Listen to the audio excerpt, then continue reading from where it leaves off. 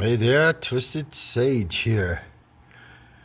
Oh, the precipice of change. Got a little light snowfall coming down. The sun's currently 19 degrees of Sag conjunct the South Node. So we are supposed to be dumping, leaving, letting go of our identity. The sun dealing with our identity, the South Node, the things to let go of.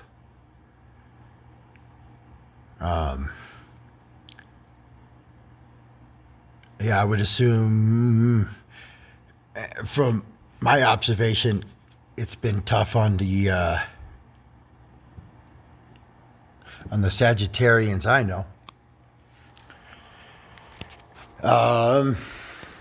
Isn't this a nice castle?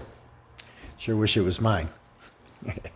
But it's been fun working on this.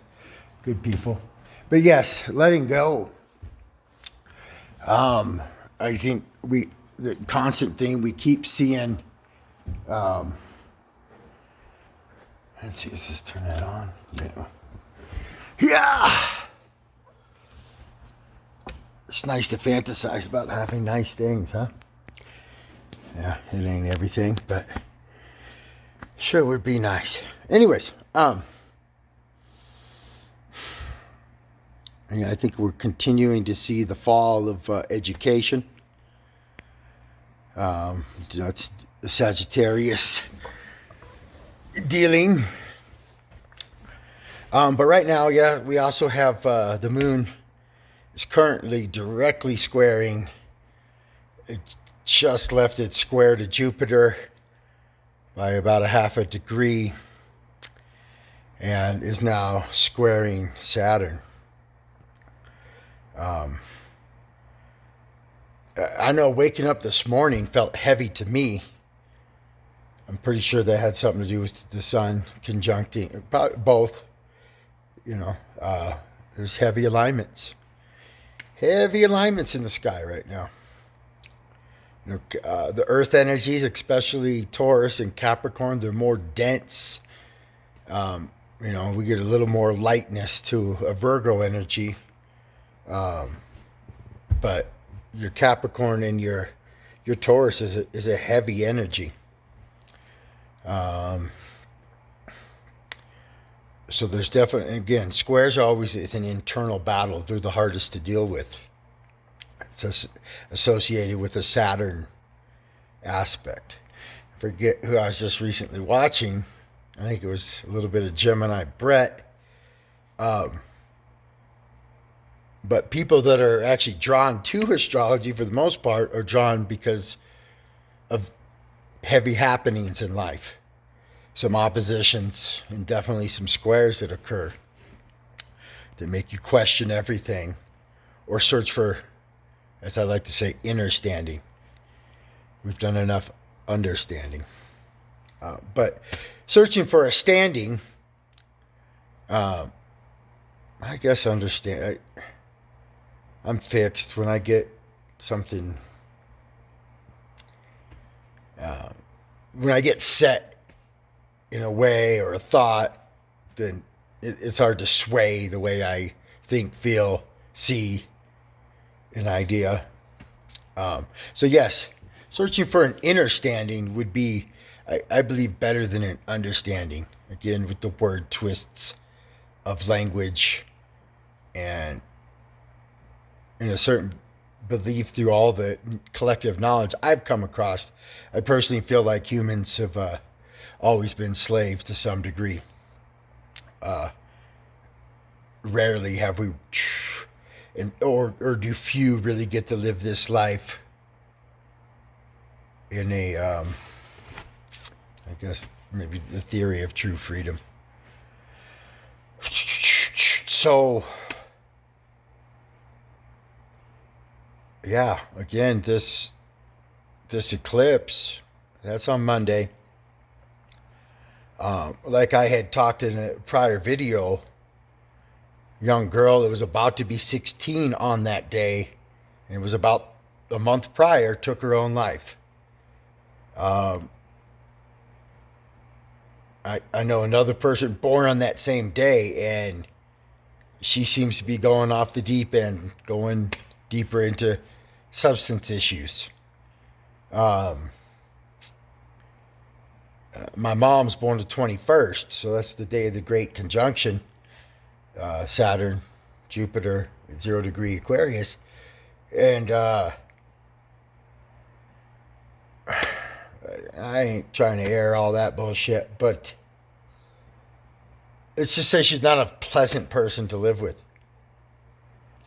Many gripes, many complaints, but I don't know that it's going horrible for her, but it's not going her way. Again, I think it's, you know, reiterating, but I don't know. I think the Great Conjunction. So I think some people are on the fence. Some people want to be too jovial about it, perhaps. Like everything's going to be a little too fairies and unicorns. But again, so let's bring it to the basic understanding of a conjunction. Conjunction, junction. What's your function? Conjunctions are perhaps maybe one of the most powerful aspects that we can see.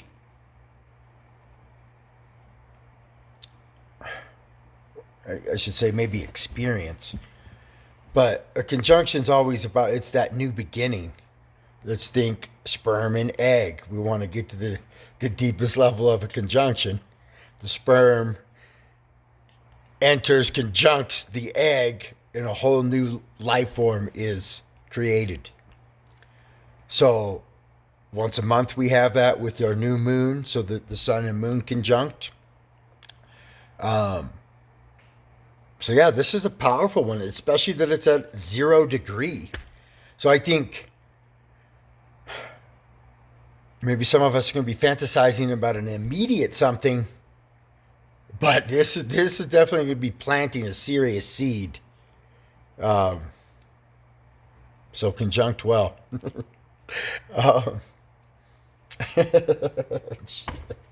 Where else?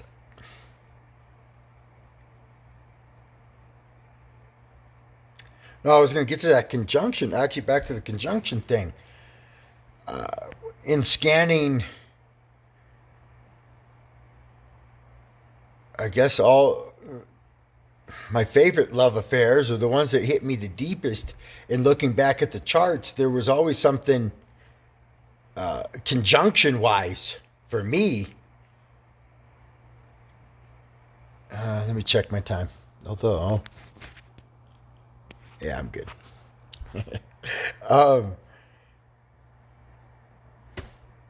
So my first love, our heavy conjunction was her Jupiter sat on my Mercury, exactly 7 degrees Aquarius. So in one aspect is looking at that's higher mind, lower mind conjunct. And I could not, I'm a very fixed person. I couldn't let go to a seriously unhealthy, I let her go for her well-being, but internally I didn't let go and destroyed myself. But that kind of like she was stuck on my mind because she had such one of the largest planet stuck on top of your personal planet, your Mercury. Other things, I'm 18 degrees Leo rising. She was 19 degrees Leo rising. And then she had both her Mars and her Venus in Virgo, early degrees. I think one was a 0, another might have been 1, 2, nothing more than 5, which both would sextile my Cancer moon. And Virgo is known as the best friend to Cancer. Okay, so there, the way I look at it, I've only had three, like, what I consider to be in partnership with relationships. The second one was my son's mom, and her son, 17 degrees Taurus, conjuncted my Chiron, 17 degrees exact. And so, one aspect that was healing my wounds, but then in another, it was highlighting my wounds, putting light, illuminating my wounds. And she had a Mars in Cancer, like 5 degrees, my 2-degree moon. So, I mean, it's still, that's conjunction. And then the one after, she happened to be a Cancer. The orb was off, so as far as her sun to my moon, but I think her sun was actually more conjunct my north node of 22 degrees Cancer. She had a Mercury in Leo. I don't quite remember exactness of orb to my rising. She too had a Mars in Cancer. My point being that the conjunctions, it's a powerful, as far as from my connecting the dots, and notice what I notice for me, all of the most significant relationships have some conjunction action. The gal I was recently chasing, we had met a good 3.5, close to 4 years ago. Timing was just off. And now she's a super Sagittarius, and the conjunction action there was her moon conjunct my Venus, 24 to 26, her moon.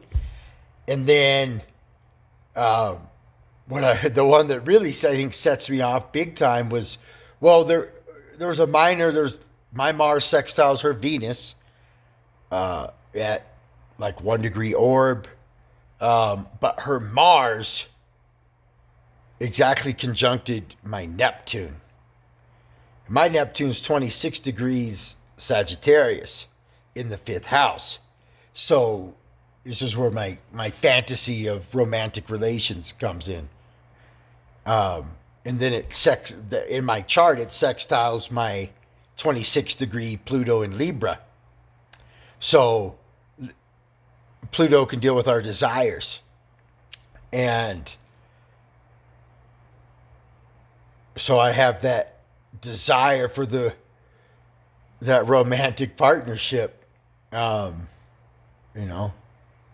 guess, obviously sexual desire as well as the romance, dealing with the Libra. And then the fantasy comes in because of Neptune. And then you add that Sagittarius element, and you're looking too far ahead and stuck in fantasy land. But her Mars directly conjuncted, and my Juno, which is your faithful partner, it happens to be 25 degrees Sag. So it's in conjunct in my chart. But see, her Mars was right there. So there's a serious fantasy quality to it for me. And so perhaps I'm deceived by my own chart. I did my first reading with Coyote Star. She said to be careful with that, and I can't help it. It gets me every time, I guess. But yes, conjunctions, powerful stuff. So what are you planting? What am I planting? Shit, I need to be asking that for myself.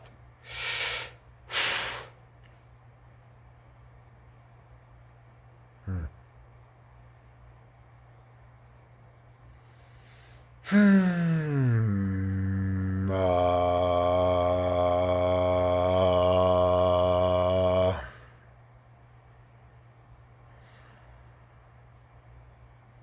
And yes, don't forget to breathe.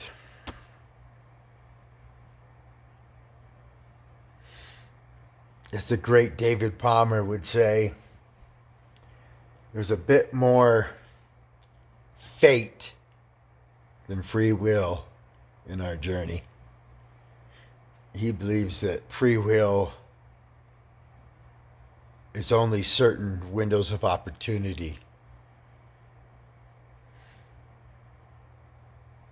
And the rest is kind of like being locked into, you choose the fork in the road, left or right. Or would that look like left and this would look like right? But you choose one and you're bound to experience whatever's going to be on that journey. Perhaps they both meet up eventually in the same destination.